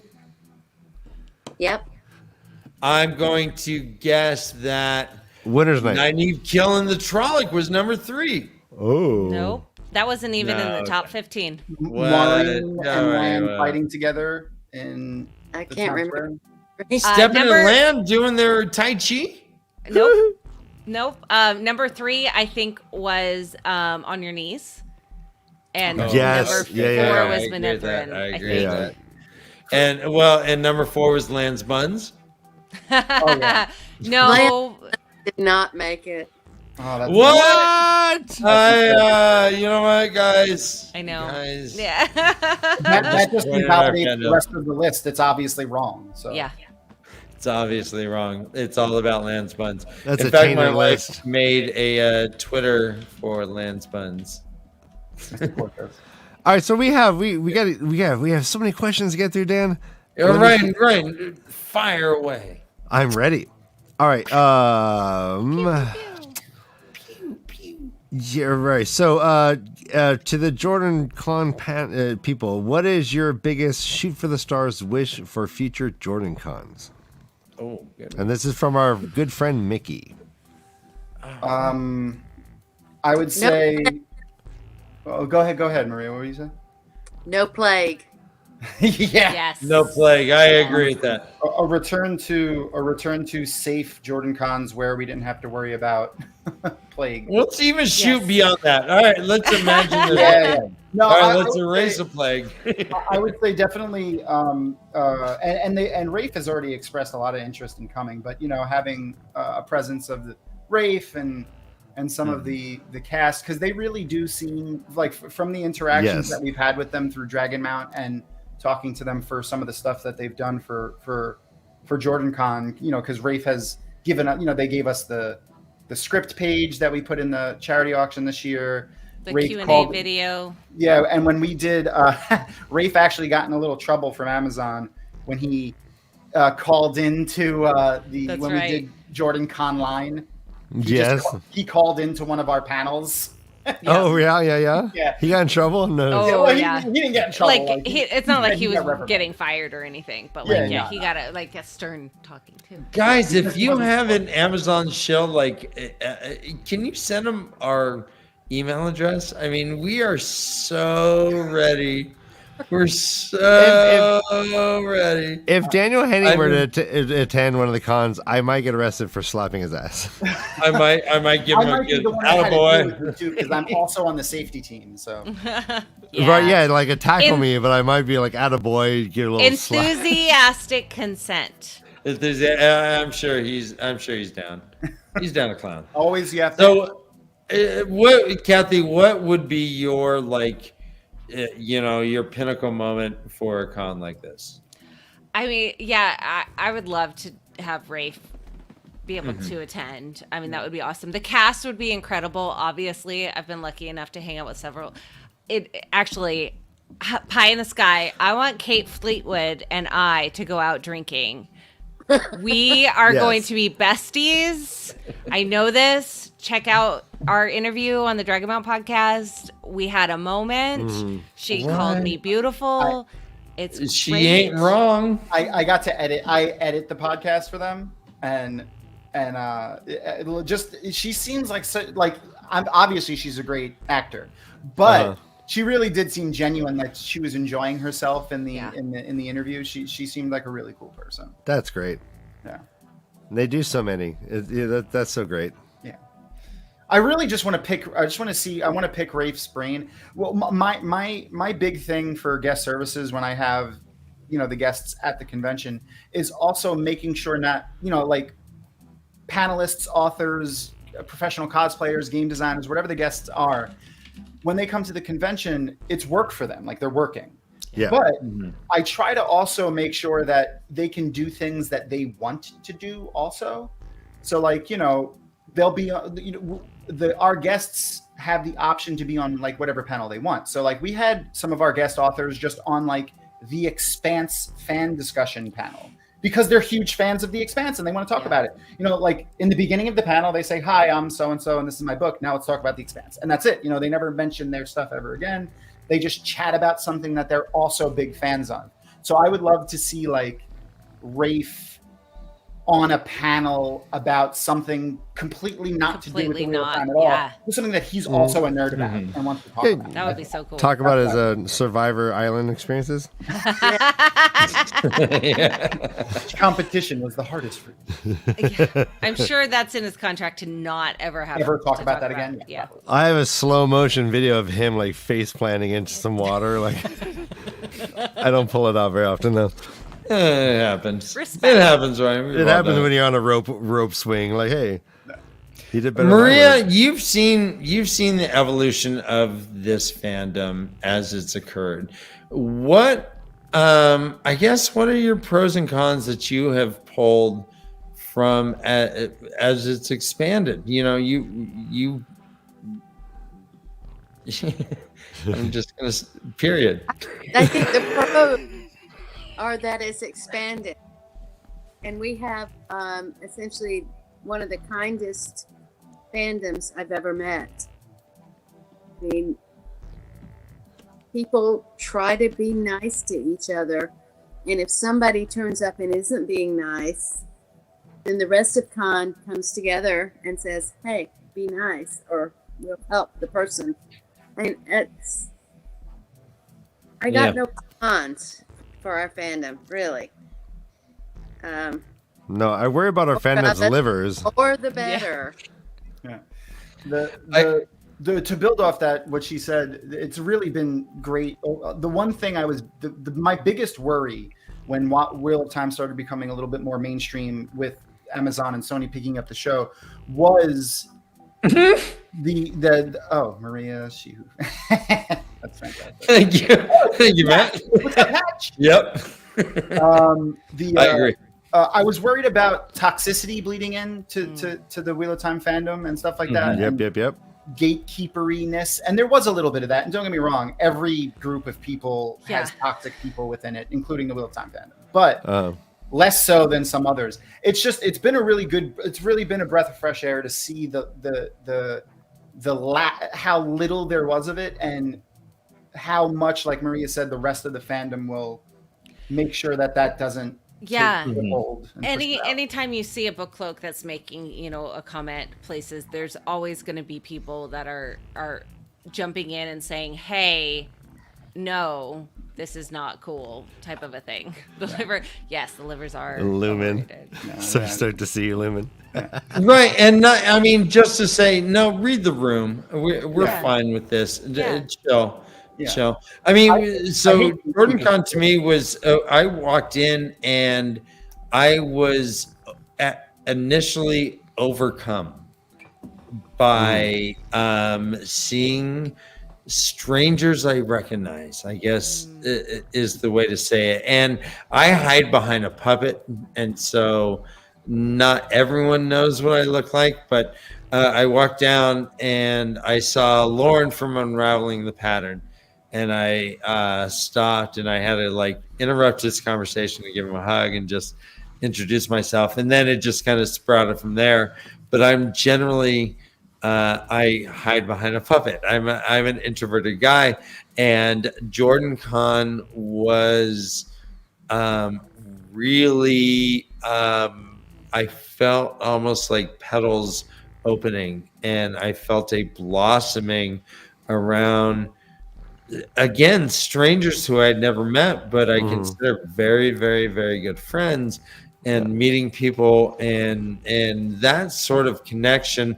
I missed all kinds of the panels because I was just hanging out with new friends that I couldn't get away from. I just love them so much. So hopefully next year I will focus more on the panels, because I know It was to my It detriment. took me I a missed couple some years to things. get there. Yeah. It's okay. Brother Dan, you became a Georgia O'Keeffe painting. I was a sunflower in a field of corn. I don't think she has sunflowers, bro. I mean, and I will say that Maria was certainly like one of the people that like I was again like blossoming. Like I just talked to Maria. I mean, it was fuck it. I'm making you uncomfortable on purpose. Darn it. I appreciate you. All right, Brother Dan. I love all this. We got more questions. We got more questions. Yeah, I got to please. interrupt you. Yeah, we're at 6 o'clock already. Yeah. We Let's get gotta 'em. hurry up and let's go through. Bang them out. Wait, Our wait, friend wait, Logan. wait. Wait. said- Maria's saying something. Yes. I really need to go soon, so Okay. 15 more minutes. All right. So these are we'll give you the last questions. Brian from Barside Chats. He asked, "What drove the writing of the companion? Do you have any favorite entries?" Ooh.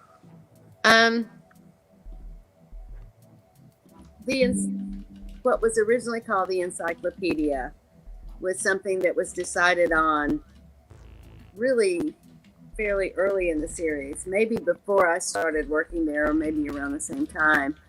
And it was just basically turning our style sheet, which is, the list of all the names so you can spell them right every time, into a bigger thing.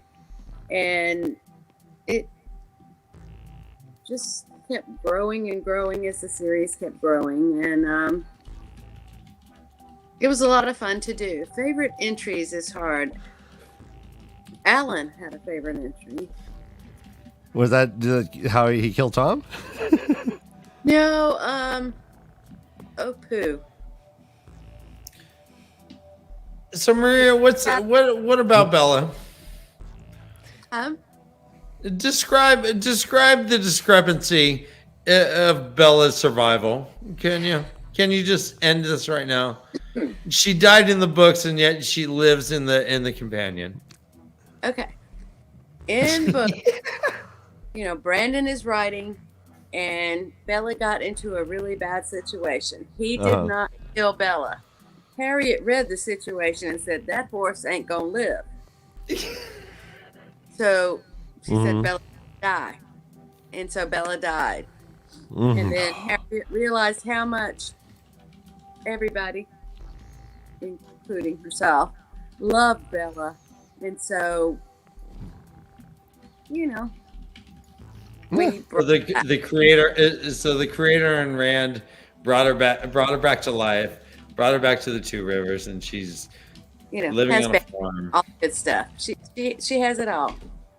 I love it. All right, I'm not hating that one bit. And last but not least, Brian from Barside Chats wants to know: can you confirm whether Bella is the creator? I believe so. I can't confirm it because what do I know? But I love me some Bella. Who doesn't? Ryan, throw it out there.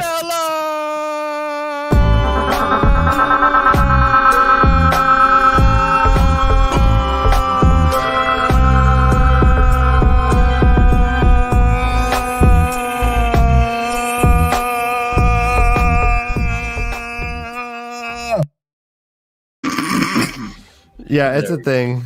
Wow. Thank you. That's Bella in the clubs.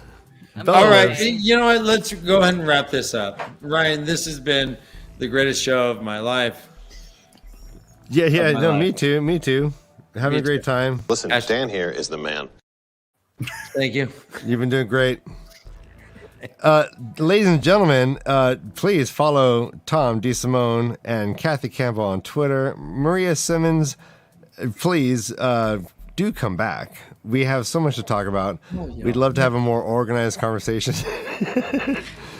This has been a little scattershot. You've hung in there with us. Thank you so much, Maria. Thom I think and this Kathy. is par for the course, Ryan. This is how the show goes. I mean, if you can handle this, you can handle us. Hey, I've done Twatcast so many times. I can do Right. And you know what? Let's boo Joe because Joe was supposed to be on the show and boo. Yeah, boo. It's sad that I didn't get to see his face. Ooh. Yeah, me too. All right, everyone, Patreon is the way. And if you've not subscribed to our channel, please do so. We are going to be continuing this amazing content. Yeah, we're Ladies awesome. and gentlemen, JordanCon 2022 is over, but the memories live on in our hearts and minds. Indeed. And please, I want each and every one of you panelists to come back. So many more deep dives. I loved discussing theory. We thought we were going to get into like more show stuff. No, we got into hardcore nerd stuff. We're digging deep. I Our love this nerds shit, Ryan. was showing. We just dove into nerddom. I'm stoked. Yeah. Fuck yeah. It's working out well. Yeah, Everyone, Ryan, I love it. Whenever you want, just ask. Yeah, anytime. Well, maybe not. Rhea, anytime, but mwah, Tom, Yeah, mwah, mwah. mwah.